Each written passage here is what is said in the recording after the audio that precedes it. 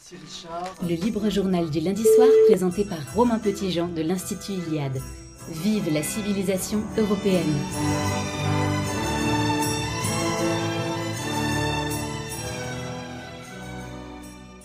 Chers amis de Radio Courtoisie, je suis très heureux de vous retrouver pour ce nouveau libre journal Vive la civilisation européenne, avec un sujet somme toute assez fondamental, surtout pour l'émission que j'ai le bonheur et l'honneur d'animer, la rémigration. Alors la rémigration, et la question est posée, est-ce une lubie romantique ou une réelle solution politique ? Alors que depuis les années 60, l'immigration en provenance d'Afrique et d'Asie n'a cessé d'augmenter en Europe, encouragée entre autres par des dispositifs socio-économiques attractifs, le terme de rémigration a émergé dans le débat public à partir de 2010 environ, au sein notamment de la mouvance identitaire, avant de s'imposer dans des sphères bien plus larges, en France, en Europe ou dans l'Occident anglo-saxon. La rémigration, qui désigne tout simplement une inversion des flux migratoires extra-européens, pour ce qui concerne notre continent, et notre sujet, est aujourd'hui, et à quelques jours du grand sommet, le 17 mai, qui lui est consacré à Milan, au cœur de toutes les préoccupations. Encore faut-il savoir de quoi on parle. Car dans un continent où les traditions politiques, philosophiques et religieuses sont très diverses, le principe de rémigration est compris et accepté de différentes façons par ses partisans comme par ses détracteurs. Cette solution politique est-elle conforme à nos institutions ? La remigration est-elle moralement souhaitable quand on est catholique, par exemple ? Si la remigration concerne des blocs civilisationnels, l'Europe, la civilisation européenne, peut-elle se conjuguer avec nos organisations nationales ?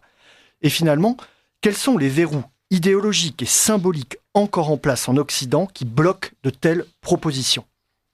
Et au-delà de sa compréhension et de son acceptation par les peuples européens, comme par les peuples asiatiques ou africains, somme toute, comme par les acteurs politiques et médiatiques, se pose la question de la faisabilité d'une telle mesure. Les obstacles juridiques, les risques en termes de cohésion sociale et familiale, l'organisation technique ou les résistances des immigrés extra-européens de première, deuxième ou troisième génération, comme des autochtones attachés au modèle pseudo-assimilatoire en cours, sont autant d'obstacles à prendre en compte. Voilà, chers amis de Radio Courtoisie, un vaste sujet. La rémigration, on en entend beaucoup parler, on en parle beaucoup. Je propose avec des invités de choc ce soir d'aller un peu plus au fond des choses. J'ai le plaisir de recevoir Jean-Yves Le Gallou, un habitué de Radio Courtoisie, qui vient de publier ses mémoires identitaires. Il est haut fonctionnaire, homme politique français, ardent défenseur de la préférence de civilisation. Il est cofondateur de l'Institut Iliade et il interviendra le 17 mai prochain à Milan, aux côtés de Martin Sellner, qui est lui militant autrichien, figure du mouvement identitaire européen, et finalement un des principaux théoriciens de rémigration. Il a participé à diffuser ce concept. Et j'ai le plaisir d'avoir pour la première fois dans cette émission Arthur de Vatrigan, qui est journaliste, il est cofondateur du magazine L'Incorrect, il est directeur de la rédaction depuis 2023 et chroniqueur sur CNews et évidemment sur notre chère Radio Courtoisie. Voilà, les présentations sont faites. Jean-Yves Le Gallou, bonsoir. Bonsoir. Arthur Vatrigan, bonsoir. Comment allez-vous ? Ça s'est bien passé la première partie ? Merveilleux. Bon, vous êtes vraiment des habitués. Je vois d'ailleurs qu'il manque un petit quart de rouge tout de même pour que le plateau soit parfait. Pourquoi un quart ? Ici on marche à l'eau. Pourquoi un quart ?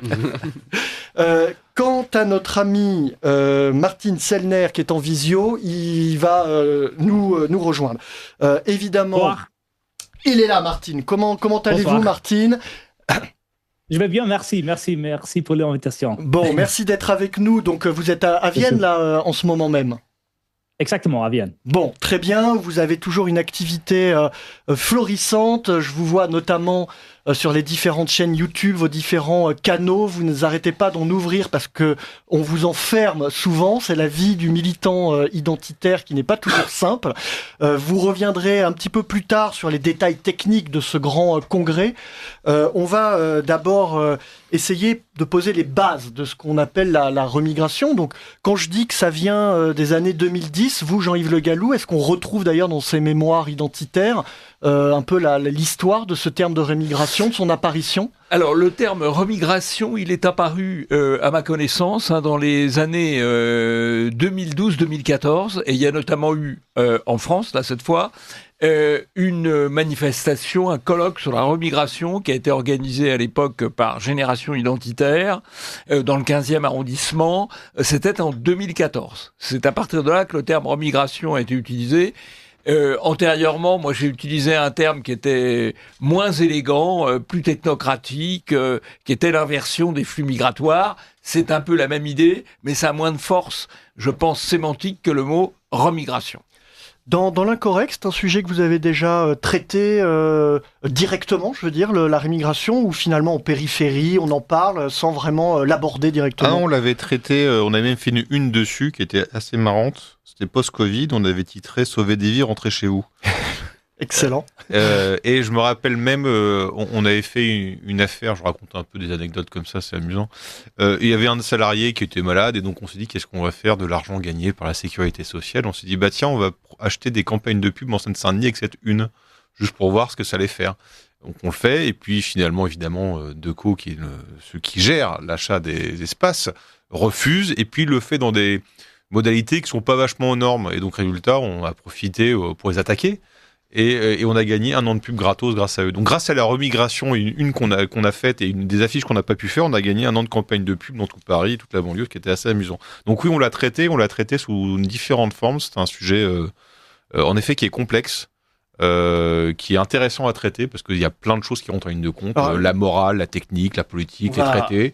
Donc c'est un bon sujet. On va y venir. Alors, la remigration traitée justement plutôt par le camp identitaire, voire par la droite qui s'affirme de droite, et finalement peu récupérée ou peu utilisée par d'autres camps dans le champ politique. Or, la remigration, le fait de renvoyer, d'inverser des flux migratoires, et finalement n'a pas vraiment de couleur politique. Et il y a d'ailleurs de nombreux pays de par le monde qui peuvent le pratiquer, quel que soit leur bord politique. Aujourd'hui, c'est connoté de droite, mais finalement, est-ce que c'est pas la première injustice qu'on fait à la remigration, Jean-Yves Le Gallou ? Je crois qu'il y a beaucoup de pays qui ont pratiqué la remigration. Il y a les pays africains qui la pratiquent entre eux de manière régulière. Il peut y avoir parfois les pays du Golfe qui font repartir assez brutalement leurs migrants. Oui, c'est... En fait...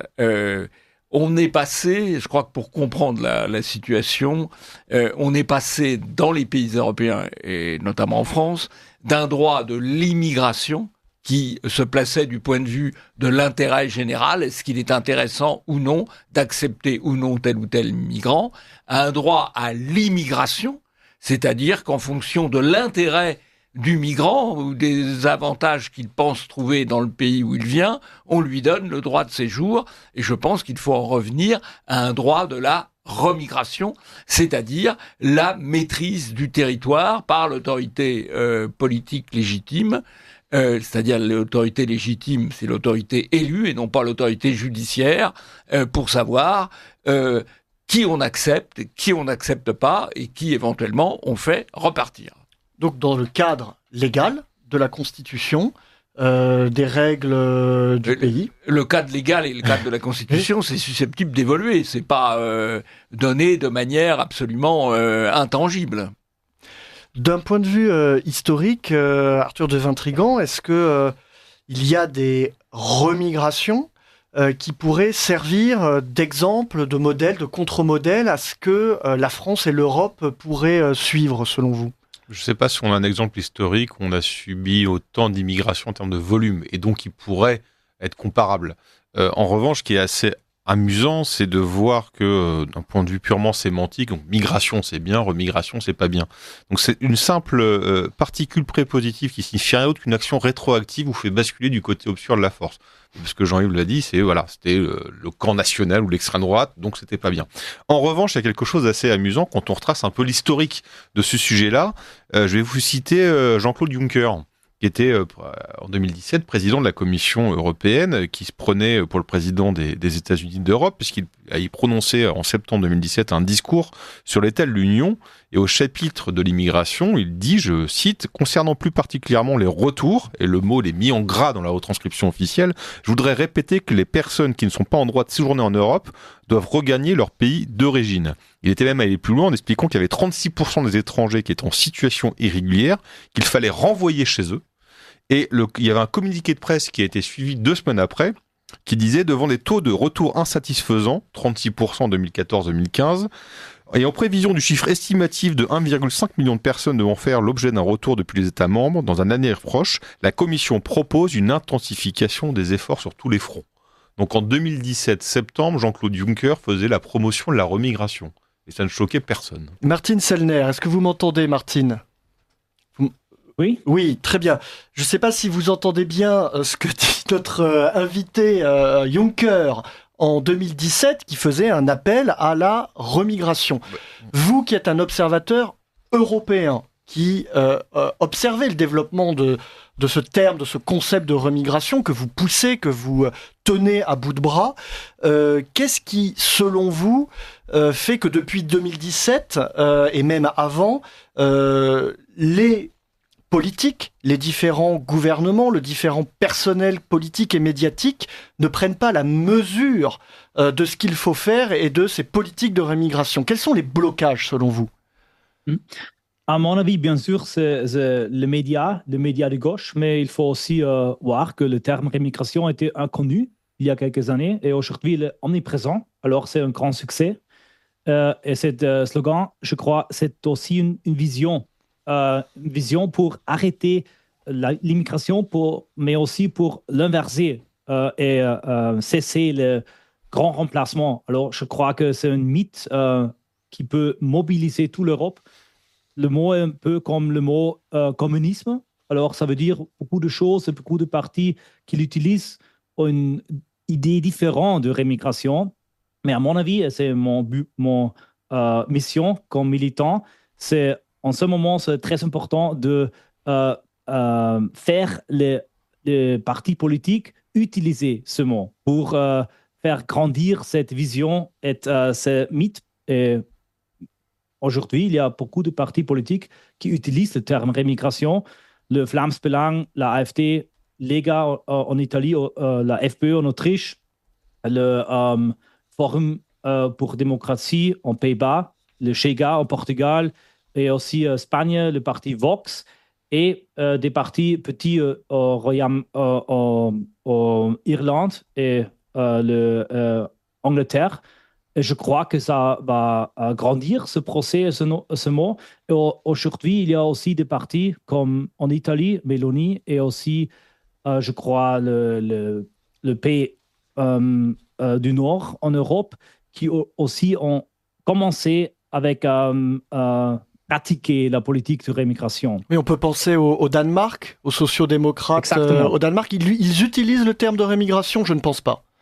Non, ils n'utilisent pas le terme rémigration, mais il y a des mesures qui sont dans notre concept de rémigration. Par exemple, donner les immigrés, les sans-papiers, mais aussi ceux qui sont déjà des citoyens danois, l'argent pour rentrer chez eux.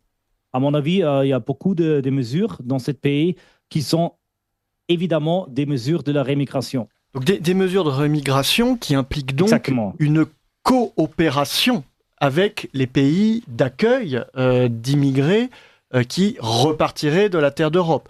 Peut-être que là, on rentre dans une première difficulté, puisque beaucoup de ces pays qui sont souvent africains ou asiatiques ont plutôt l'habitude de politiques d'aide des différents ministères des Affaires étrangères des pays européens, extrêmement généreux, mais pour remplir le tonneau des Danaïdes, pas pour récupérer des immigrés à eux. Donc il y a aussi peut-être un changement total de paradigme et de logique pour les pays africains ou asiatiques. Vous qui vous intéressez à la mesure de la remigration, est-ce que vous avez vous-même pris des contacts avec des pays africains, asiatiques ou des militants ou avec des organismes qui, d'une façon ou d'une autre, seront tout de même concernés par le phénomène?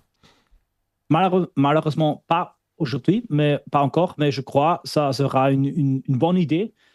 On peut aussi utiliser l'aide au développement comme un levier, comme Trump ça fait avec des autres pays. Mais je crois pour aussi une Remigration Summit, une conférence sur remigration pour l'année prochaine, c'est une bonne idée de aussi inviter des Africains parce que c'est aussi dans leur intérêt de cesser cette migration parce que c'est aussi pas très bon pour les pays africains.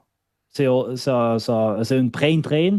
Tous les gens aussi qui ont une formation, ils quittent le pays africain et ils restent pauvres. Alors, je crois le problème structurel de l'immigration en masse, le grand remplacement, aussi dans la perspective des pays africains, la rémigration sera une bonne mesure.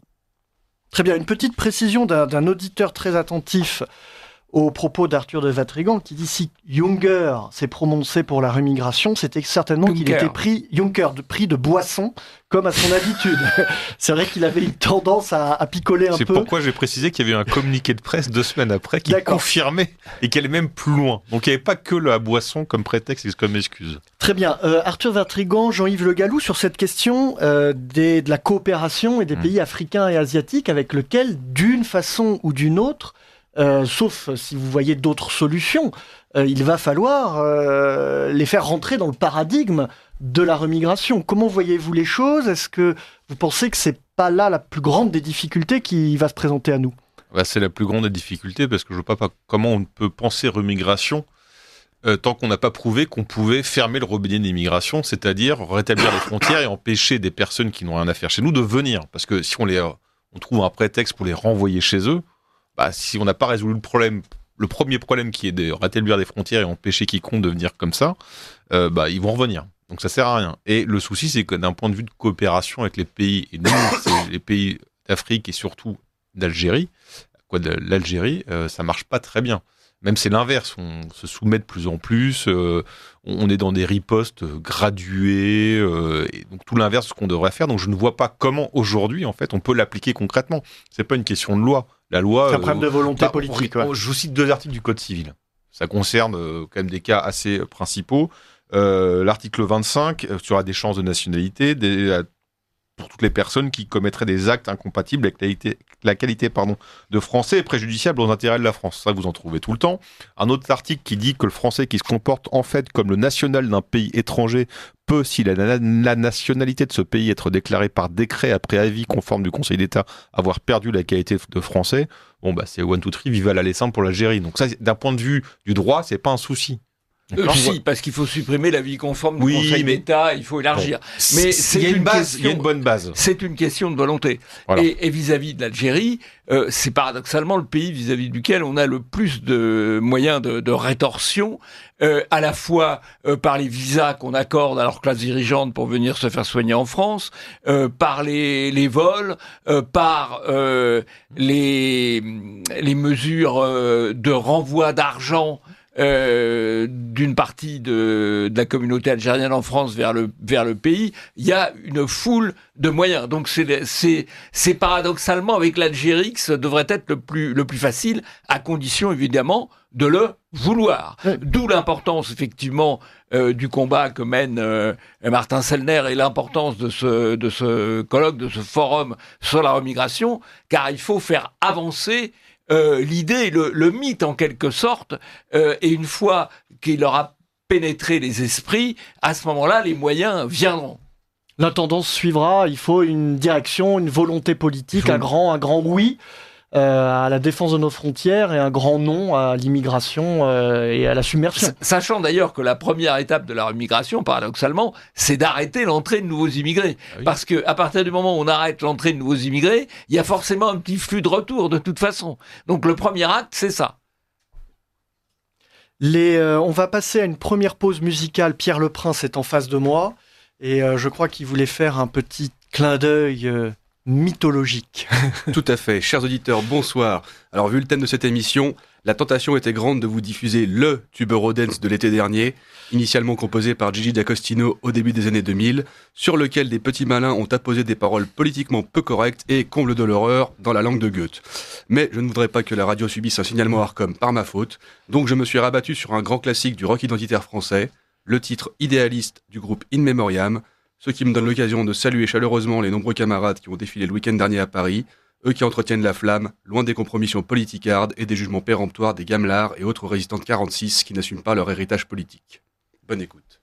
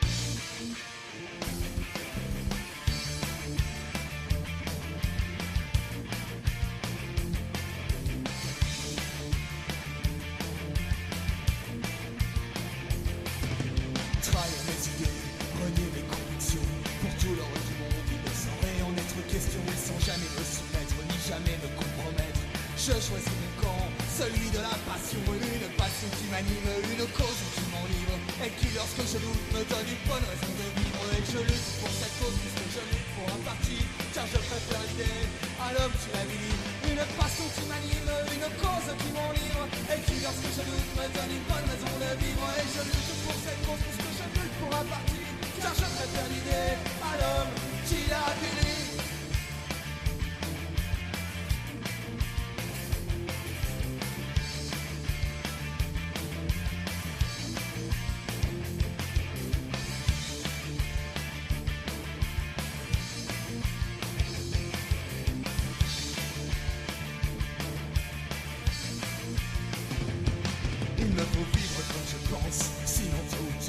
Je finirai par penser comme j'aurais vécu. Et s'il me faut tout sacrifier, s'il me faut tout abandonner, pas une seconde je n'hésiterai. Car mon idéal est juste, mon idéal est vrai. Une seule chose m'importe, vous le faire partager.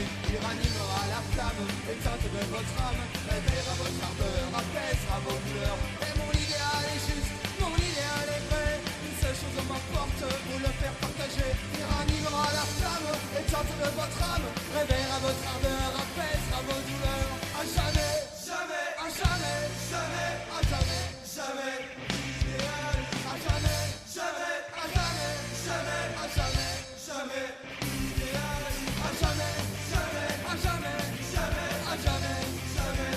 Idéal, à jamais, jamais, à jamais, jamais, à jamais, jamais.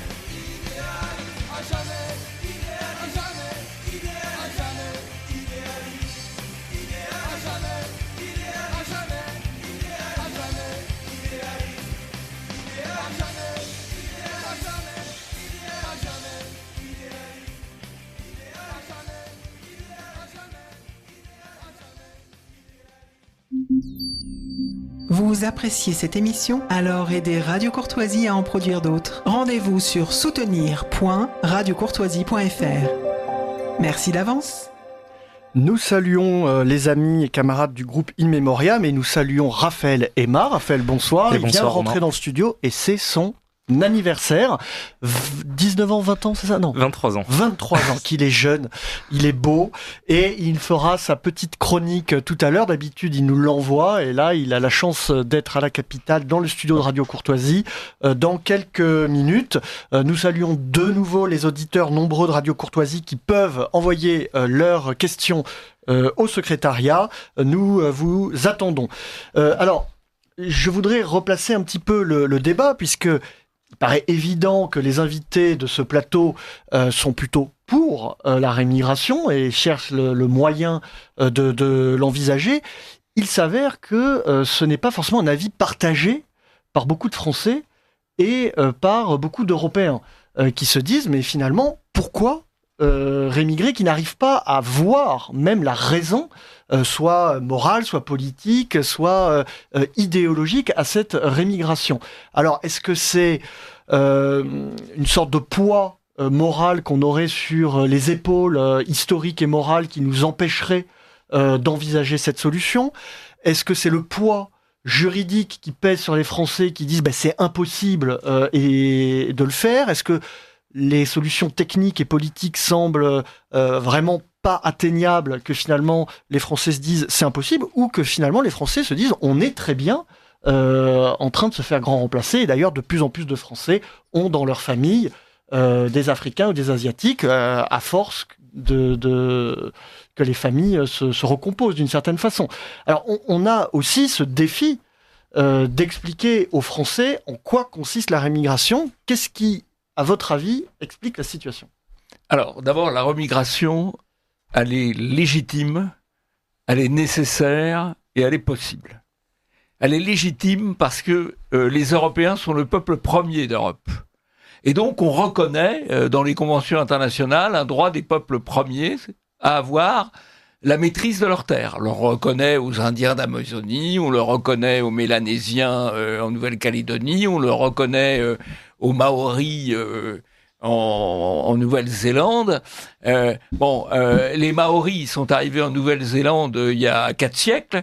Les Européens, ils sont sur le sol européen, avec différentes formes. Mais si on remonte à nos ancêtres qui ont fait les peintures pariétales à Lascaux ou ailleurs, ça remonte à 40 000 ans. Donc les Européens ont une légitimité sur leur terre et ils ont une légitimité à ne pas être grands remplacés sur la terre de leurs ancêtres. La deuxième raison de la remigration, c'est que c'est une nécessité. Puisqu'actuellement, effectivement, si on prend à la fois les entrées et les naissances, eh bien, dans tous les pays d'Europe, alors ça peut aller assez vite chez certains, moins vite dans d'autres, il y a un flux de remplacement, c'est-à-dire que chaque année qui passe, les non-européens dans les différents pays européens prennent en importance, donc c'est une nécessité pour arrêter ce processus. Et enfin, c'est une possibilité. Alors là, je vais peut-être pas rentrer maintenant dans les aspects techniques, mais il y a quand même, on a parlé des clandestins. Là, je pourrais être junckerien et junckerien à jeun, puisque apparemment c'était un communiqué et pas seulement une déclaration verbale. Donc ça, c'est la première chose, évidemment. Mais il y a aussi, et c'est, je crois, ce qui est essentiel, c'est les délinquants. Les délinquants à la fois étrangers et aussi, par déchéance de la nationalité, les délinquants qui ont la double nationalité française et du pays d'origine, parce que qu'est-ce qui fait la conquête territoriale? Quelles sont les troupes de choc de la conquête territoriale? Ce sont les délinquants. Et c'est là-dessus qu'il faut peut-être apporter le premier point. Si les délinquants étrangers et les délinquants d'origine étrangère étaient mis hors d'état de nuire et étaient expulsés, eh bien, le problème serait assez largement réglé. Donc, c'est un petit nombre qui doit d'abord être là. Les clandestins et les délinquants, et puis ceux qui vivent de chômage ou d'assistance sociale et autres. Ça, c'est encore une autre étape. Voilà. C'est possible, voilà, à condition de le vouloir et de rappeler que c'est légitime et de cesser de battre notre coulpe avec une culpabilité qu'on veut nous imposer sur la colonisation, l'esclavage, que sais-je encore. Il faut se débarrasser de la culpabilité, reprendre la fierté de nos origines et à partir de là, eh bien, dérouler le processus.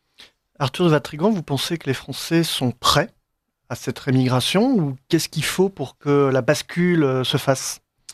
Dans la nécessité, il y a des choses assez importantes où je pense que les Français ont pris conscience que, après tout, qu'est-ce que ça peut bien faire que la France soit composée d'une population plus ou moins bariolée, plus ou moins ethnique, plus ou moins différente, si ça change rien? Moi, personnellement, je m'en fiche. La question, c'est le lien, évidemment, entre une population et une civilisation. Et est-ce qu'une nouvelle population change la civilisation ? Alors, il y a la question, évidemment, de la délinquance. Mais bon, on dit on élimine tous les délinquants, on les éduque. Ils sont plus délinquants, c'est pas grave. Est-ce qu'il y a un lien là-dessus ? Alors, il y a ceux qui pensent que les individus sont interchangeables, donc c'est pas grave. Et puis, d'autres qui voient qu'il y a un changement. Et ça, c'est une majorité de Français. Qu'un peuple ne se départit pas de sa culture. Et d'ailleurs, c'est tout à leur honneur de défendre leur culture et de continuer à la perpétuer. Mais ça, les Français, on voit ce lien. Et dans des différents sondages qu'il y a eu sur la remigration, moi, je me rappelle d'un sondage en 2020 où il y avait 50% des Français qui étaient pour la remigration. Et dans ces 50% des Français, vous aviez 45% de l'électorat LREM. Ce qui est assez amusant. Je me rappelle quand il y avait eu, je crois que c'était Éric Zemmour qui avait proposé un ministère de la remigration. Oui. Il y avait eu un sondage, 55% des Français étaient pour le ministère. Bon, s'ils sont pour le ministère, c'est qu'a priori, ils sont pour une remigration. Bon. Donc je pense que ça, c'est un fait qui est acquis. C'est pas Sauf que dans le même temps, la solution classique, c'est celle de l'assimilation républicaine et aux valeurs de la République et de la France. Et c'est ce qu'on propose, et c'est d'ailleurs ce qui est proposé par la majorité des partis. Ce que propose la majorité des partis qui vivent dans des endroits où ils ne sont pas remplacés. Et qui voient un intérêt au remplacement parce que ils peuvent se commander leur salade quinoa à 11h du soir parce que y a le clandestin qui va leur livrer. Mais les autres, non. Parce que quand vous vivez dans une école, où vous soyez enfant, que vous soyez parent d'un enfant, vous comprenez vite qu'une loi ne triomphe jamais d'un autre social contraire.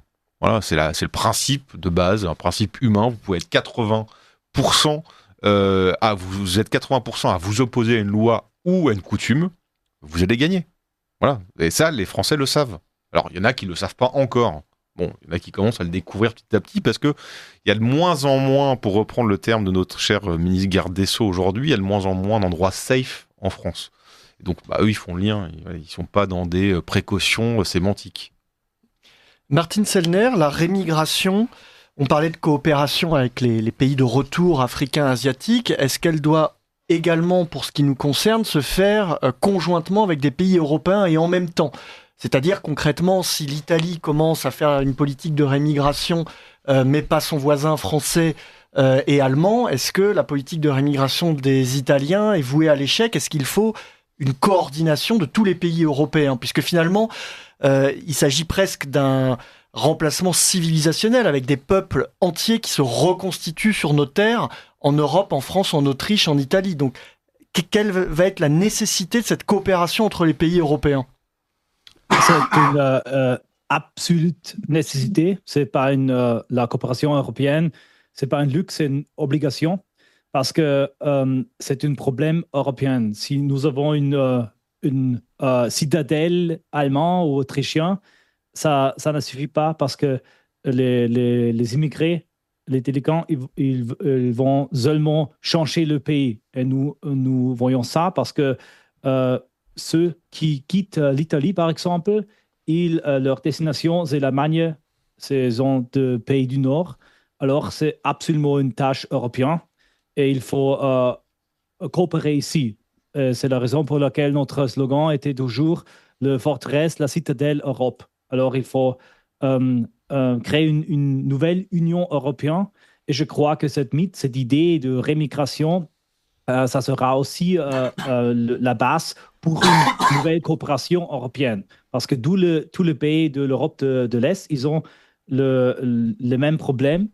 Tous les jeunes militants qui nous visitent à Vienne pour notre forum de rémigration à Milan, c'est le même problème, c'est la même situation.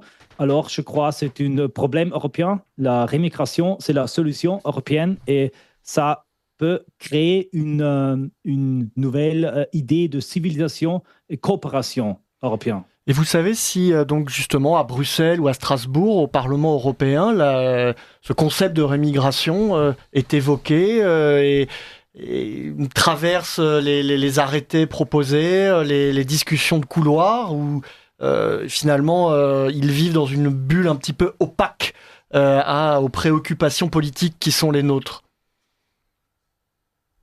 Absolument. Je crois, mais c'est aussi, c'est dans chaque ville. Les politiciens, les gens de gauche, ils vivent dans leurs espaces qui sont absolument homogènes, on peut dire. Il n'y a pas des étrangers là-bas, ils ont une belle vie, ils ne savent pas ce qui se passe vraiment. Je crois que la coopération européenne de militants et aussi des intellectuels est très importante parce que les gauchistes, ils travaillent toujours très bien ensemble au niveau international. Mais les gens de droite, très souvent, ils se concentrent uniquement sur leur pays. Et c'est un grand problème.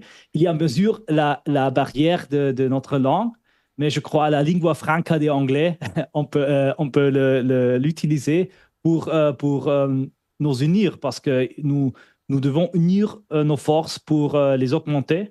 Les problèmes sont toujours les mêmes et aussi les ennemis sont toujours les mêmes. Je crois que c'est aussi très important de le comprendre. Les problèmes, ils ne sont pas des obstacles logistiques, économiques qui empêchent la rémigration. C'est seulement la volonté politique, à mon avis. Tous les problèmes logistiques et économiques, on peut il y a toujours une solution pour ces problèmes. Le vrai problème, c'est la volonté politique. Deux exemples et transmis par les auditeurs de Radio Courtoisie. Un au sujet de la rémigration au Portugal. Le président vient de prononcer un discours très ferme, y compris pour les Brésiliens qui parlent portugais au Portugal.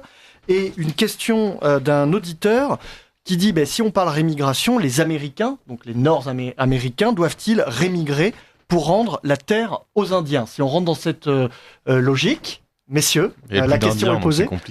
Il y en a encore dans des réserves, la plupart ont été exterminés, effectivement, mais c'est effectivement leur terre d'origine. Bien sûr. Mais encore une fois, il y en a. Non, mais oui, vous en trouvez quelques-uns, mais il y en a plus. Ils ont gagné. Voilà, ils ont gagné. Et nous, le but, c'est comment on va éviter de devenir les Indiens. Voilà. C'est ça notre problème. Le sujet, il est là, quoi. Oui. Bon. Et pour le Portugal, vous avez suivi il est de quel parti ce président? Non, je n'ai pas suivi. Ouais. Je suis quand même très prudent sur les déclarations politiques des hommes politiques, quel que soit d'ailleurs leur pays ou leur origine, parce que je me suis souvent fait attraper, si je puis dire, par des déclarations de dirigeants anglais ou autres en disant ça, ils ont compris, mais on n'a pas vu la suite, quoi. Voilà. Donc, c'est déjà bien de le dire, mais encore faut-il le faire. Voilà. Je ne sais pas sur le Portugal. Raphaël Emma, c'est l'heure de votre perspective identitaire. Le sujet, il est tout donné, c'est la rémigration. Ah, on me fait signe.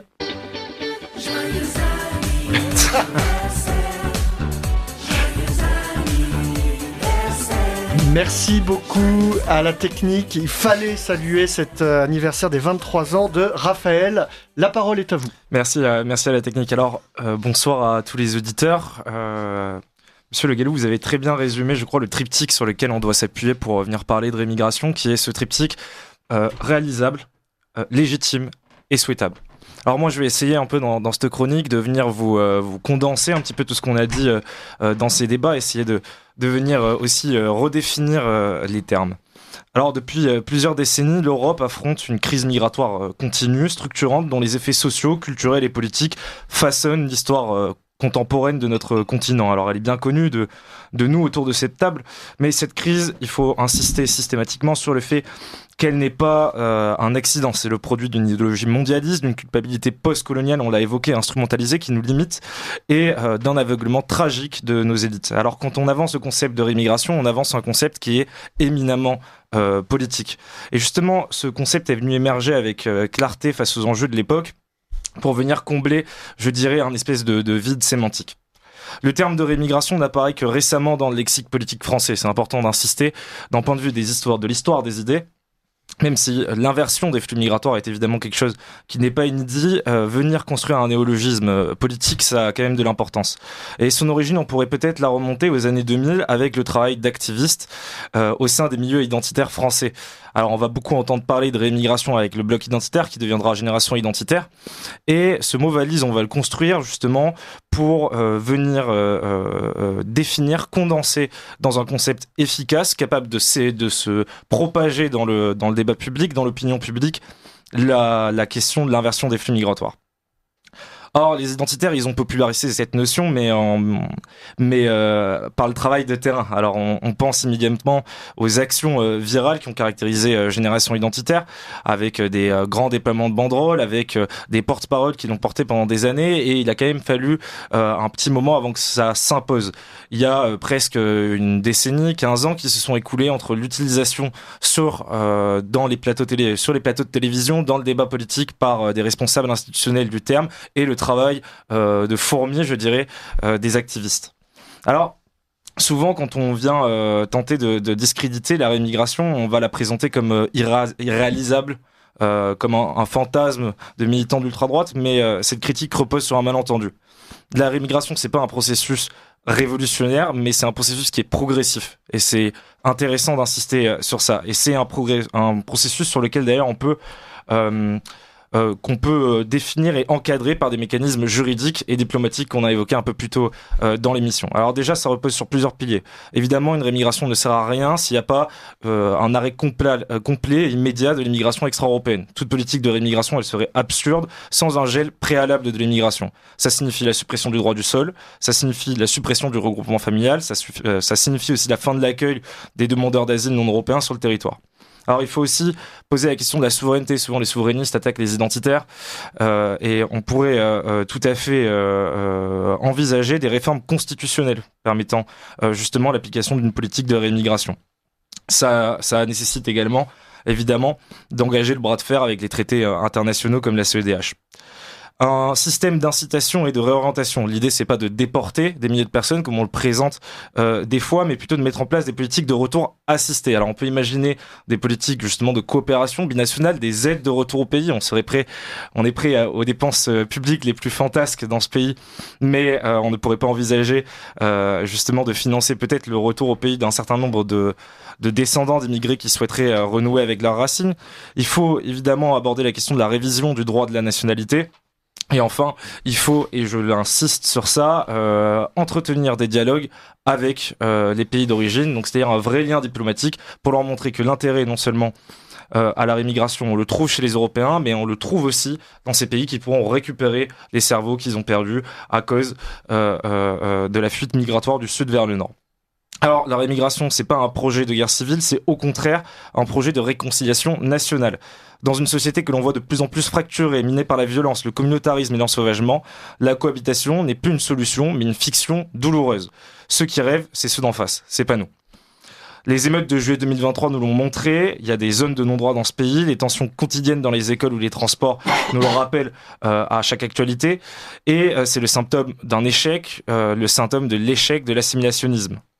Rémigrer, ce n'est pas expulser au hasard, c'est reconnaître que des peuples ne peuvent pas coexister durablement sur un même territoire quand tout les oppose. C'est empirique. Culture, religion, rapport au monde, mémoire historique. C'est offrir à chacun la possibilité de vivre selon ses codes, dans la dignité, sur sa terre. C'est aussi, pour les Européens, le droit imprescriptible, vous le disiez, de rester maître chez eux. Le Japon, la Corée du Sud, la Hongrie, Israël ou même certains pays du Golfe ont démontré qu'il était possible de concilier développement économique, cohésion sociale et contrôle strict des flux migratoires. L'Europe doit retrouver cette lucidité. Alors, ne nous y trompons pas, l'alternative à la rémigration, ce n'est pas la coexistence heureuse, c'est la fragmentation, le conflit latent puis l'effondrement civilisationnel. Les attentats islamistes, les guerres de territoire entre bandes ethniques, les provocations idéologiques portées par des minorités radicalisées sont déjà des signes avant-coureurs de ce qui risque de nous arriver.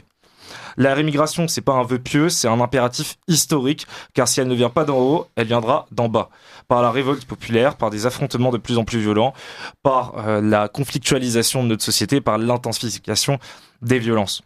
Il est encore temps de choisir la voie ordonnée, diplomatique, lucide, au final la plus politique, une voie qui suppose du courage, de la constance et de la vision de long terme.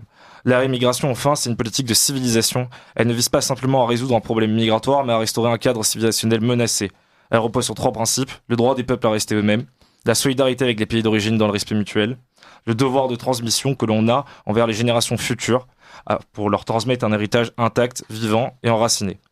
Il ne s'agit pas de nier les douleurs, les histoires mêlées entre les peuples de l'immigration et nous, les injustices parfois, mais de regarder vers l'avenir, un avenir où l'Europe peut redevenir ce qu'elle fut, non pas une auberge sans porte, mais un jardin bien gardé, florissant, cohérent, où chaque nation retrouve le droit de dessiner pour elle-même. Rémigration, c'est un mot qui dérange, mais c'est un mot qui libère, c'est un mot de liberté, un mot d'ordre pour demain. Merci pour votre chronique. Un mot d'ordre et un mythe, comme l'appelle Martine Sellner. C'est vrai qu'on peut voir la dimension mythique de ce mot d'ordre. Alors se pose évidemment la question des immigrés de première génération. Jean-Yves Le Gallou a dit on peut traiter d'abord le problème par celui des délinquants de dernière génération, mais ceux qui considèrent d'origine africaine ou asiatique qu'ils sont en France ou en Europe sur leur terre. Quel est le discours qu'on doit leur tenir ou qu'on peut le tenir? Et d'ailleurs, faut-il le tenir à cette partie de la population?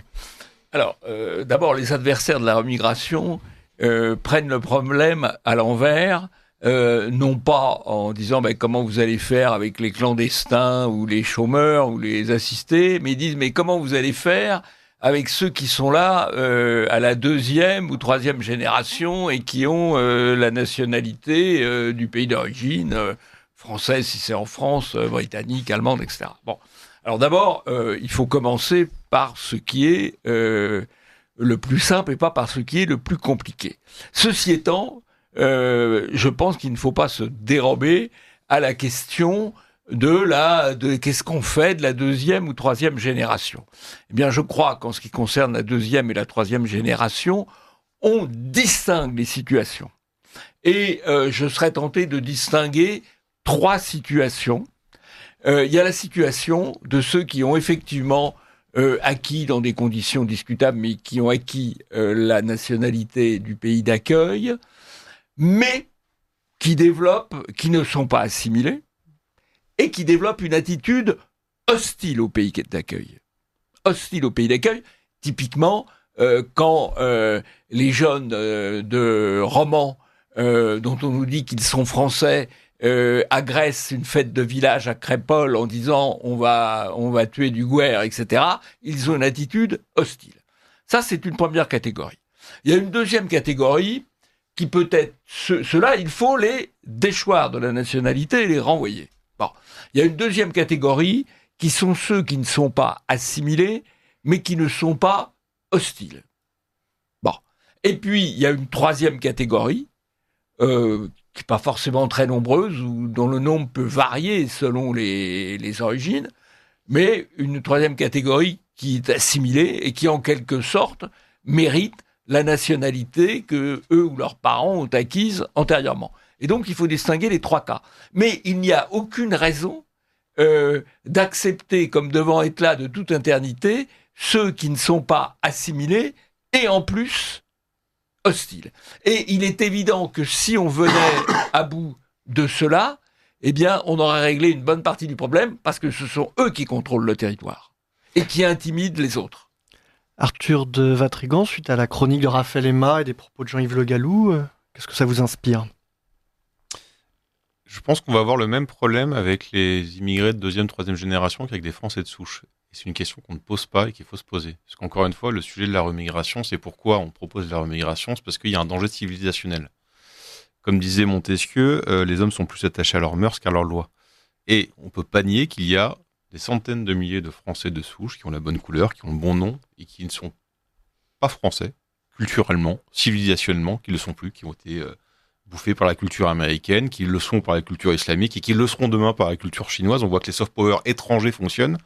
Et donc, en fait, ce qui est intéressant, c'est que la question ne peut pas être purement ethnique. La remigration traite un sujet ethnique, mais le problème qui crée la remigration n'est pas que ethnique. Et donc, si on enlève ce problème-là, on ne le pense pas de manière globale.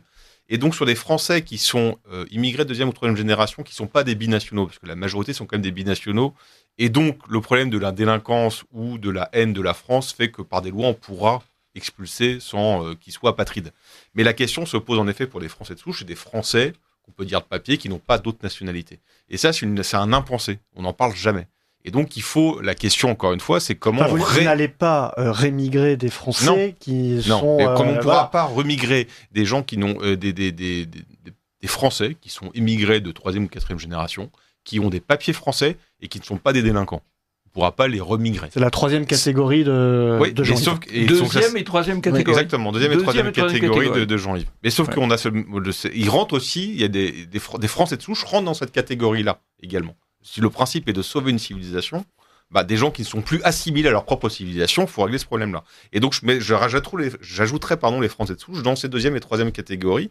Et comment on pense ça ? Comment on réassimile des Français qui sont fait bouffer par les Américains, par l'islamisme et qui sont bouffés par les Chinois ? Bon, le souci, c'est qui va transmettre, en fait, qui va déjà remettre au centre la culture française. Alors, je parle pour la France. Après, la culture européenne, si vous voulez, puis d'autres pays auront chacun leur spécificité. Comment on remet ça au centre et comment on la transmet ? Parce que le problème, c'est que il y a comment une on rupture refait un peuple majoritaire, finalement. culturellement homogène. C'est culturellement homogène, quoi. Et le problème, c'est comme vous avez une rupture sur 30 ans ou 40 ans, qui va enseigner, qui va transmettre, qui va faire le passeur ? Vous n'en avez plus. Je veux dire, si aujourd'hui on dit les enfants sont nuls à l'école, savent pas apprendre à lire, à compter, ils savent plus parler français, c'est parce qu'ils ont des profs eux-mêmes qui ne savent plus parler français et qui ne savent plus compter, qui ne savent plus écrire, et ainsi de suite. Et donc pour la transmission de la culture, c'est la même chose. Donc là, on a un trou en fait. Alors moi, j'avais une idée. Je pense que c'est le rôle de. C'est pourquoi je vais pas dans le même sens que mes camarades de droite qui disent quand j'arrive au pouvoir, je vais flinguer Radio France, France TV et compagnie. Non, moi je récupère en fait. Parce que c'est un outil justement pour perpétuer notre civilisation et notre culture. Donc ça peut passer par le média, par la culture, par tout ça. Mais on a quand même un trou générationnel, c'est-à-dire un manque de profs et de passeurs d'histoire. Et ça, je sais pas quoi répondre. Martine Sellner, il y a une question que je voulais vous poser puisque vous accueillez le 17 mai des intervenants de toute l'Europe. Donc il y a Jean-Yves Le Gallou pour la France, mais je crois qu'il y a des intervenants portugais, italiens, vous-même vous êtes autrichien. Quelles sont les nationalités qui seront représentées ? Ils ont, je crois, des invités de toute l'Europe, mais aussi aux États-Unis. Je crois que c'est une conférence, c'est un forum très international. Très bien. Alors, nous, est-ce que nous ne sommes pas peut-être là, ce soir, dans une bulle franco-française ? Est-ce qu'il y a, dans ces autres pays européens, une autre façon d'envisager la remigration que nous ne soupçonnons pas ? Ou est-ce que cette discussion que nous avons, elle est la même partout ? Je crois que la discussion est est la même, oui, absolument. Mais moi, j'ai une question pour le panel, pour vous, parce que bien sûr, la France, c'est la mère patrie de la rémigration. Je me souviens, le livre, 20 mesures pour une politique de rémigration de les identitaires. Alors, vous avez nous donné les idées, mais aujourd'hui, je crois, c'est un peu différent peut-être parce qu'il y a eu le grand débat l'année dernière avec la AfD, la FPE. La AfD et la FPE, ils ont rémigration de leur parti, mais c'était Madame Le Pen qui voulait exclure la AfD du groupe parlementaire de l'Europe parce que la partie a l'immigration de leur programme. Alors, qu'est-ce qui s'est passé en ce moment ? Est-ce qu'il y a une position pour la rémigration de le Rassemblement national ou pas ? Non. Alors, je peux répondre. Oui. Quand la question s'est posée à Madame Le Pen lors de ses vœux à propos de l'AfD, est-ce que vous gardez avec vous l'AfD qui parle de la remigration ? Elle a répondu nous ne parlons plus de remigration au Front National depuis le départ de Le Gallou, ce qui était inexact parce qu'on ne parlait pas à l'époque de remigration, mais pardon, ce terme technocratique, d'inversion des flux migratoires. Donc ça, je crois qu'elle n'a absolument pas changé. En revanche, je pense que le parti de Zemmour est allié à l'AfD au Parlement européen et ils sont restés sur cette ligne. Mais évidemment, ils n'ont pas la masse électorale qu'a le Rassemblement national. Mais au Rassemblement national, en l'état, c'est tabou. C'est tabou. Oui, vous faites la même constatation ? Ou est-ce que c'est un non-dit, alors peut-être. Oui, c'est tabou parce qu'ils sont majoritaires à droite et par exemple, je pense que Laurent Wauquiez, d'ici 2-3 jours, parlera de remigration sans problème puisqu'il est en campagne et que de toute façon, il faut qu'il sorte une idée à la seconde et de plus en plus radicale. Donc, il le fera. De toute façon, le problème de notre système politique, c'est plus on s'approche du pouvoir et plus on faiblit. Donc, voilà, on va pas demander au Rassemblement national qui se croit à la porte du pouvoir et qui est le parti le plus important en termes de voix, d'user d'une sémantique ou programme qui sont encore catalogués par l'extrême droite. Je n'espère plus grand-chose. Oui, en tout cas, c'est pas sa stratégie, en tout cas. Et puis, mais je pense qu'aucun parti, dans notre système politique, avec notre système médiatique, aucun parti proche du pouvoir arrivera à penser contre lui-même et à oser franchir le Rubicon dans le vocabulaire et dans la sémantique. Et alors, Donc, mais pourtant, moi, je ne le demande pas, c'est de le dire avant, c'est de le faire après. Mais même le système de l'assimilation, il est relativement récent. C'est pas non plus une tradition qui vient du fond des âges. On présente cette alternative à la rémigration comme quelque chose de tout temps indépassable. L'assimilation, c'est comme le vivre ensemble. En fait, on l'utilise depuis qu'on a un problème de communauté. Avant, il n'y avait pas besoin de dire assimilation. C'était naturel. C'est comme la laïcité, quoi. On dit on va enseigner la laïcité à l'école. Mais en fait, ça s'enseigne pas. Le principe de l'école, c'est d'enseigner un commun à une diversité d'élèves. Donc depuis qu'on le fait plus, on dit il faut faire la laïcité. Il y a un problème de vivre ensemble. Il y a un problème d'assimilation. C'est quelque chose qui était naturel. Donc le problème, c'est que dès qu'il y a un nouveau mot qui apparaît, ça veut dire que tout ce qu'il y a derrière est foutu. Voilà, le souci est là. Donc non, l'assimilation n'était pas un programme parce que c'était naturellement fait. Pierre Le Prince, je crois que vous aviez une deuxième pause musicale à nous proposer. Tout à fait. Alors pour ce second interlude et clôturer sur une thématique plus légère, c'est une première dans cette émission, je vais vous proposer un morceau tiré d'un jeu vidéo. Mais pas n'importe quel jeu, puisqu'il s'agit de Clair Obscur Expédition 33, un jeu créé par un petit studio basé à Montpellier qui se déroule dans un univers onirique très inspiré de la France de la Belle Époque et qui fut acclamé par la critique et les joueurs à sa sortie il y a quelques semaines. Il fait actuellement un carton à l'international, non seulement pour ses qualités graphiques et son gameplay, mais aussi pour son envoûtante bande originale composée par Laurien Testard, jeune musicien découvert par hasard par l'un des créateurs du projet, sur un obscur forum où il postait ses musiques. Bref, une belle histoire qui nous fait dire que le génie français n'est pas encore mort, donc longue vie à ce jeune studio, je vous propose d'écouter à présent le morceau Lumière, composé par Laurien Testard et interprété par Alice Duport-Percier. Bonne écoute et à très vite pour de nouvelles découvertes.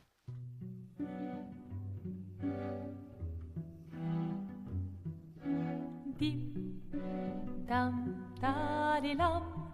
vacarme s'en va dans l'oubli éternam et Gustave dom guardeam dilim didididilam lutes sera dolilam seram dim dim da da da dim da da da dim da di dam dim dim da da da dim da da da dim da di dam.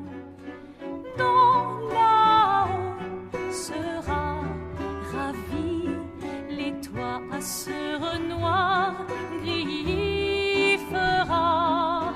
Clair, obscur, trouble de rature, trouvera effet.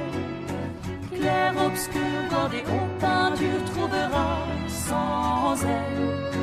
Clair, obscur, trouble de rature, trouvera effet. Clair, obscur, bordé aux peintures, trouvera sans elle. Oh, clair, obscur, trouble, rature. Clair, obscur, guardé aux peintures.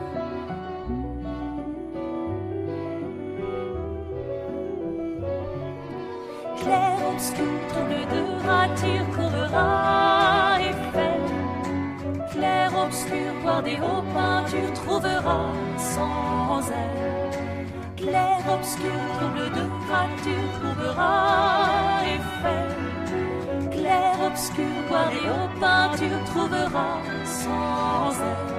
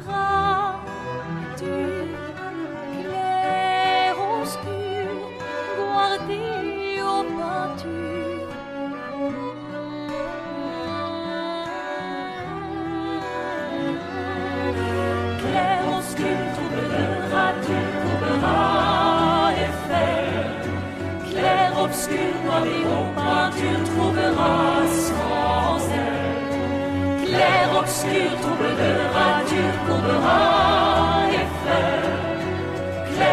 obscur, par des hautins, tu trouveras sans air.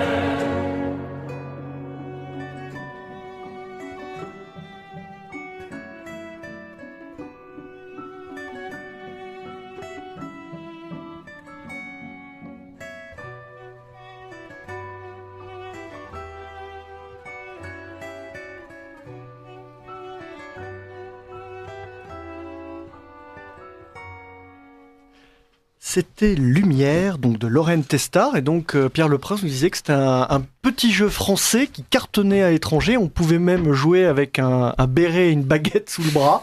Et bon, ben voilà, j'espère que l'Incorrect pourra faire éventuellement un petit focus sur ce jeu qui a l'air d'aller dans le bon sens. Rappelez-nous le nom du studio. Ouais, le nom Soundfall. Soundfall, le nom du studio. Il faut saluer, hein, on le fait régulièrement dans cette émission quand les initiatives sont bonnes. Merci pour la découverte, Pierre Leprince. Martine Sellner, un petit mot sur le 17 mai. Donc, évidemment, beaucoup de gens convaincus par ce mythe de la remigration que vous appelez de vos vœux sont réunis. Donc, c'est à Milan, hein, je crois. Oui. Le média, la presse italienne, ils appellent le conclave de rémigration. Et en fait, maintenant, c'est déjà un grand succès en Italie parce que la gauche est en colère, les autorités sont nerveuses et la presse pleine parle du mot rémigration. Alors en Italie, je crois, c'est très bon pour la conversation. Et je crois que nous avons réalisé beaucoup de choses avec le terme rémigration, particulièrement dans la germanosphère. Et maintenant, dans cette année, nous voulons récolter les fruits de ces campagnes, de ce succès métapolitique. Et nous réunissons des politiciens, des activistes, les intellectuels comme M. Jean-Yves Le Gallou et aussi l'influenceur comme Eva Wanderlinger-Brück. Elle va venir aussi.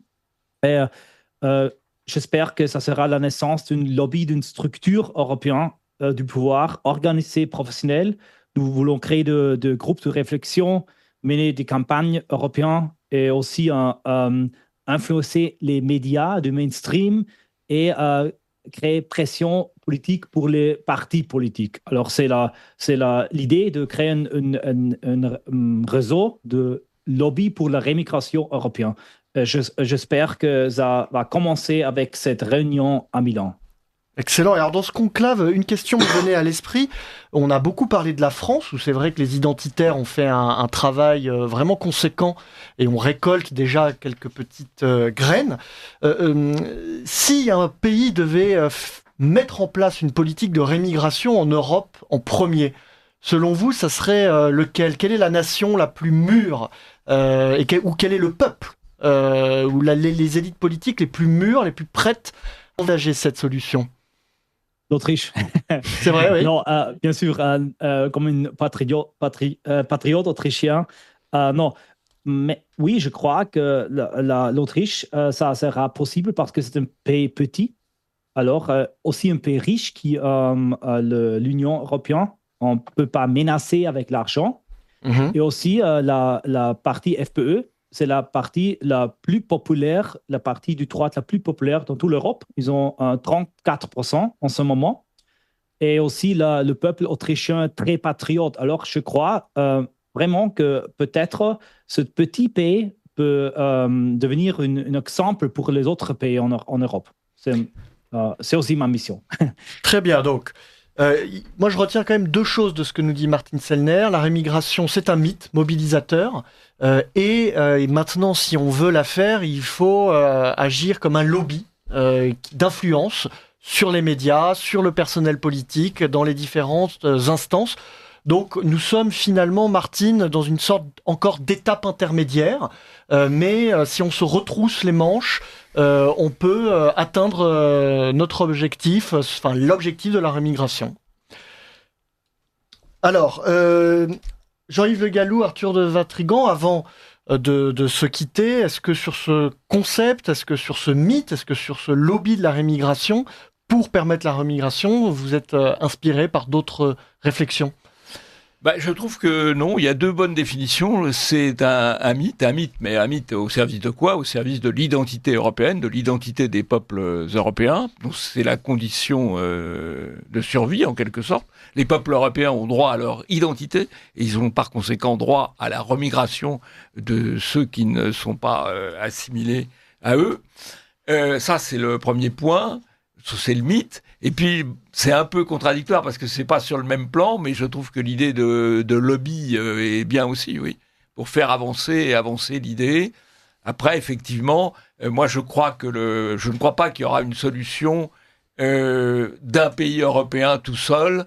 Il y aura un moment où il y aura un basculement dans plusieurs pays qui entraînera au fond tout le monde. Et on voit très bien que ça peut arriver quand même avec les réserves qu'il y a dans les pays d'ex-Europe de l'Est, ce qui se passe en Autriche, ce qui se passe aussi au Danemark, où le mot n'est pas employé, mais c'est quand même un pays qui a des politiques relativement restrictives, avec des gouvernements de gauche d'ailleurs. Donc je pense qu'il y a ce qui se passe aussi en Irlande, je pense qu'il y a un mouvement qui peut tout à fait se développer. La rémigration dans la jeunesse, Raphaël Aima, on a salué votre 23e anniversaire, donc on va vous considérer comme un jeune, que ce soit ici à Paris où nous sommes dans le studio de Radio Courtoisie ou chez vous en Provence. C'est un concept qui est connu. Peut-être pas encore assez. Alors, le fait que je sois autour de ce plateau en est peut-être un peu la preuve que, effectivement, le travail d'activiste, de militants avant moi ont popularisé le terme, ont popularisé, on va dire, la doctrine qui l'entoure. Moi, je crois qu'un angle mort qu'on n'a peut-être pas assez évoqué ce soir, c'est que ça fait bien longtemps qu'on dit dans nos milieux qu'il faut d'abord une victoire métapolitique pour permettre la victoire politique. Si vous voulez, il faudrait une super structure de pensée qui permettrait ensuite d'avancer nos billes programmatiques et politiques. Et je crois que c'est peut-être là où est le cœur du combat. Martin expliquait très bien qu'il fallait peut-être s'organiser en termes de lobby pour pouvoir faire passer nos mots d'ordre dans des partis, dans des formations institutionnelles, dans des représentants politiques, chez des représentants politiques.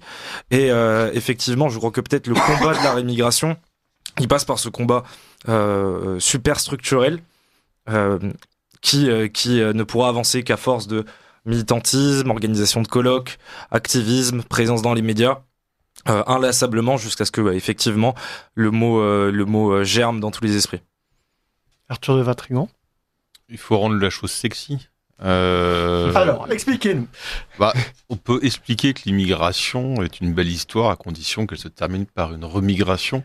Et que ça n'a pas été, c'est pas nouveau, puisque je rappelle, ça date du XVIe siècle, du Bellay, heureux qui comme Ulysse, a fait un beau voyage où, comme c'est celui-là qui conquit la toison, et puis retourner plein d'usages et raisons, vivre entre ses parents le reste de son temps. C'est l'apologie de la remigration, c'est du Bellay, c'est joli, ça fait rêver. Soyons sexy avec ce terme-là. Alors on parlait tout à l'heure, on disait que tout le monde était un peu perdant avec cette submersion migratoire, aussi les émigrés. Comment arriver à leur expliquer, à leur faire comprendre que eux aussi ont intérêt à retourner sur la terre de leur père. Est-ce que on doit passer par cette étape de travail ? Non.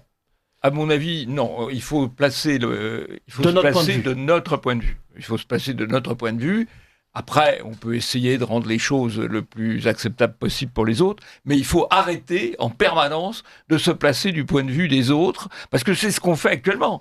Pourquoi on accepte du regroupement familial, de la demande d'asile et que sais-je encore ? Parce que ceux qui le demandent pensent que c'est bien pour eux, et donc on dit si c'est bien pour eux, on leur donne. Non, il faut quand même fondamentalement se placer de notre point de vue, assumer notre identité et notre souveraineté. Et pour rendre la rémigration sexy, vous avez d'autres idées ? On va confier ça à Arthur de Vatrigan, parce que c'est vrai que du Bellay, c'est charmant. C'est la remigration. C'est la remigration. Comme c'est ça finit, tu rentres chez toi, chez tes parents, et tu vas être heureux. C'est l'apologie de l'enracinement comme horizon. En fait, on se met pas à la place de l'immigré, mais on fait comprendre à nos compatriotes charitables et qui pleurent devant la souffrance que, en fait, la remigration n'est pas triste, n'est pas un échec, au contraire, c'est un succès, et ce qui permettra de les sauver sur du long terme. Parce qu'encore une fois, là, on a juste appuyé dans le catéchisme de l'Église catholique qui explique qu'on a le droit à immigrer, mais on a le droit, le premier principe, c'est de pas immigrer, parce qu'en émigrant, en fait, on déserte, on enlève toutes les ressources au pays. Donc on fait crever le pays. Bon, c'est pas charitable non plus. À gauche du spectre politique, alors on a parlé un peu de la social-démocratie danoise. Vous savez si en Europe, il y a des tentatives chez d'autres sociodémocrates ou chez dans des partis de gauche? Il y a le BSV en Allemagne, mais Martin Sellner pourrait peut-être nous en parler. Oui, en Allemagne, le PSV. Le BSV, Ah, le BSW, je crois. Non, mais ça, c'est aux Pays-Bas, le BSW. Non. Ah non, en Allemagne. Non, en Allemagne. Oui, pardon, Martine. Quelle est la politique du parti en Allemagne et sa position sur la rémigration? La BSV? Oui. Ah, ils sont du populiste de gauche. Ils sont... Wagenknecht, c'est ça? Oui, pardon. Wagenknecht. Wagenknecht, exactement. Ouais. Ils sont pas particulièrement expressis verbis pour la rémigration, mais ils sont contre l'immigration en masse. Mais je crois que cette partie, ils ont pas eu un grand succès aux élections dernières. Alors peut-être cet expériment est déjà passé. Mais je crois normaliser l'idée de la rémigration, c'est la tâche la plus importante. Et je crois que aussi les médias nous aident un peu là-bas avec leur diabolisation. Et je crois que notre tâche, c'est la dédiabolisation, mais sans abandonner les idées, sans quitter les idées. Jean-Yves Le Gallou a écrit un livre, c'est aussi traduit en allemand sur ce sujet. Et c'est notre mission métapolitique de la dédiabolisation des idées et non d'une propre marque personnelle d'une partie, parce qu'il ne s'agit pas d'une partie, mais de cette idée de la rémigration. Martin Sellner, Jean-Yves Le Gallou, Arthur Vatrigan, je vous remercie. Alors évidemment, il faudra continuer à tirer ce fil. La prochaine étape, c'est le 17 mai à Milan. Nous vous souhaitons un très bon conclave. Soyez bien habillés pour ce moment important donc de la vie politique européenne pour laquelle vous êtes un acteur de premier plan, Martine. Merci à tous. Et donc maintenant, nous allons retrouver non pas Gabriel Fouquet qui s'absente cette fois-ci, qui vous salue, mais Adélaïde Bolker qui va interpréter les poèmes de Frédéric de Saint-Cyaux dans notre rendez-vous poétique mensuel autour d'un verre. Le libre journal du lundi soir présenté par Romain Petitjean de l'Institut Iliade. Vive la civilisation européenne.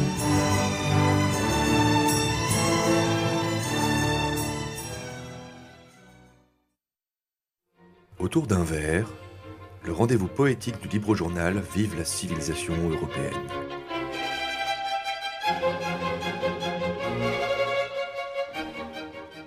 Aujourd'hui, Frédéric Saint-Cyaux nous propose, chers auditeurs de Radio Courtoisie, un texte intitulé « Les facettes du mariage ». Une fois cela dit, comment procédons-nous ? Qui seront les témoins apposant leurs yeux doux sur l'autel sacré où la lueur des bougies encouragera le jour à quitter la nuit ? Prenons les choses les unes après les autres. Le mariage civil se fera sans apôtre. Nous suivrons ses principes en son simple appareil, car il n'est point celui qui nos âmes éveille. De sa formalité, contournons la froideur, glorifions d'autres sots défiant sa raideur. Et Dieu, dans tout ça ? Penchons-nous sur son cas. Sa figure christique orientera nos pas. Mais il ne faut mentir, nous ne sommes dévots. Nos cœurs déshabillés d'antiques oripeaux ne nous permettent pas de bien nous réclamer d'une religion dans le désert révélé. Si loin nous semble sa source et terres arides, face aux forêts mythiques du divin Énéide. Je vous suis bien, ma douce, mais ne remontez pas trop vite dans les siècles. Enlaçons dans nos bras la religion chrétienne et ses nobles préceptes, dont l'âme est imprégnée et plus que tout adepte. Cependant, mon instinct m'invite au syncrétisme. L'aïeul du christianisme est un vieux paganisme. Rapprochons-nous des dieux du ciel et de l'Olympe pour bénir notre idylle entre toge et guimpe. Que c'est enthousiasmant ! Les souffles de Borée caresseront les perles, l'encre de la rosée. Et avant que ne pointe le soleil et ses fils, nous aurons échangé, au moment du solstice, nos preux serments d'amants, nos vœux pour une vie, limitée dans l'espace, mais point dans sa folie. Ainsi, nous vivrons 3 grandes cérémonies, où résonneront des chants, chœurs et homélies. Assumons tout en bloc cette schizophrénie qui patronne nos cœurs et gouverne nos vies. Passons aux invités, lesquels seront présents pour lire aux 2 fiancés les présages des vents. Nos parents, nos témoins, nos guides, nos amis, point plus qu'un petit cercle pour sceller cette union. Pour vous, Romains, aisée sera la procession. La mienne est tant garnie de brumes trublions jouant les troubles fêtes à chaque communion que je demeure inapte, pour cette invitation, à mêler des esprits fermés aux concessions. Si jaunissent leurs actions, j'ignore les raisons que ces cœurs d'or aussi épineux que l'ajonc. Le mariage est un choix. Je tiendrai éloignés ces hommes qui n'auront de mal à s'éviter. Aux noces catholiques, j'inviterai l'un, quand l'autre observera les rituels païens. Ainsi, nos épousailles se précisent, ma belle. Remplissez à vos souhaits les bancs de la chapelle. Il faut que vous soyez parfaitement sereine, le jour où, triomphant, je vous ferai ma reine. C'était donc un joli poème de Frédéric de Cinquiaux qui, vous le savez, chaque mois nous raconte la vie de sa famille, ses réflexions sur le mariage, sur la maternité, la parentalité. Et elle nous emmène, chers auditeurs de Radio Courtoisie. Je vois qu'il y a une dernière question qui arrive. Merci madame. Alors, je vais vous la lire puisqu'il nous reste que 1 ou 2 minutes pour les derniers invités. Alors, c'est un auditeur qui nous dit « La chance pour eux n'existe pas, c'est un investissement pour ramener l'argent donné par leur France ou leur travail, esprit de famille, dévouement, voire... » Ouh là là là là, attendez. J'aurais dû peut-être le lire avant. Oui, non, écoutez, là c'est un petit peu décousu. Donc on va plutôt à la... Excusez-moi. Avant de se quitter, faire un petit tour de l'actualité. Donc, mémoire identitaire, ça vient d'être publié. Vous avez une prochaine date de signature? Pas encore, hein? Le 3 juin, non? Le 3 juin, peut-être. On ne sait pas encore. C'est pas encore confirmé. Bon, d'accord. Okay. Bon, La Correcte, le dernier numéro est toujours en kiosque, j'imagine. Oui, toujours. Et le prochain se prépare. Et le prochain se prépare, mais on ne sait pas encore sur quoi. Aïe. Non, si, on sait qu'on a plein de sujets. On a déjà un article sur un super jeu vidéo. Ça, je vais lancer des petits dessus, parce que moi, j'y connais rien. Je suis un boomer en jeu, donc ils vont le faire. Mais non, mais notre cher Macron va annoncer des référendums. Donc ça va devenir une actu. Mais on ne sait pas sur quoi. Donc j'attends qu'ils nous disent. On verra la Sachant question. Même qu'il peut dissoudre s'il le souhaite en juin. Ouais, mais je pense qu'il va d'abord faire le référendum pour occuper un peu les gens, parce que comme ça, il va être tranquille. Il va faire joujou avec nous. Il y a 3 thèmes de référendum, donc 3 thèmes d'actualité, et peut-être qu'il y en a un intéressant à traiter. D'accord, donc vous vous apprêtez à faire une couverture au dernier moment. Voilà. Ouais. Surf l'actualité. Ouais, mais c'est les meilleurs, généralement. Bon, oui. Jean-Yves en fait, il a retrouvé la date de la dédicace. J'ai une signature avec Academia Christiania à Paris le 22 mai. Voilà, le 22 mai. Mais j'espère avoir l'autre dont on a parlé et pour lequel les choses sont pas tout à fait claires encore. Voilà. Bon, très bien. Merci à tous, chers auditeurs de Radio Courtoisie. Nous vous donnons rendez-vous le mois prochain pour le libre journal Vive la civilisation européenne sur Radio Courtoisie, bien sûr.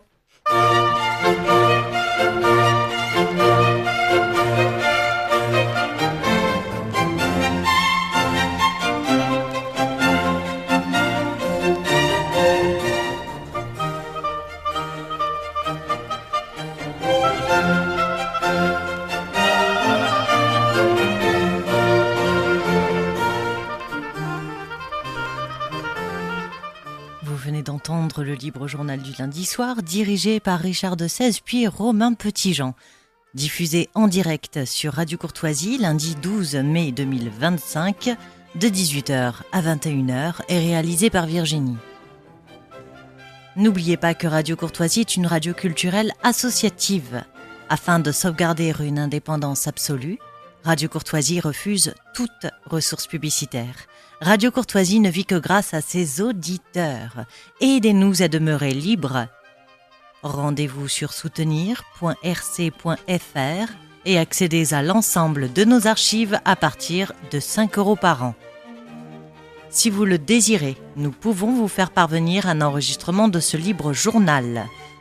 Commandez le CD-ROM pour le prix franc de port de 9 € ou 6 € seulement si vous êtes adhérent de notre association. Je vous rappelle notre adresse. Radio Courtoisie, 61 boulevard Murat, 75 016, Paris.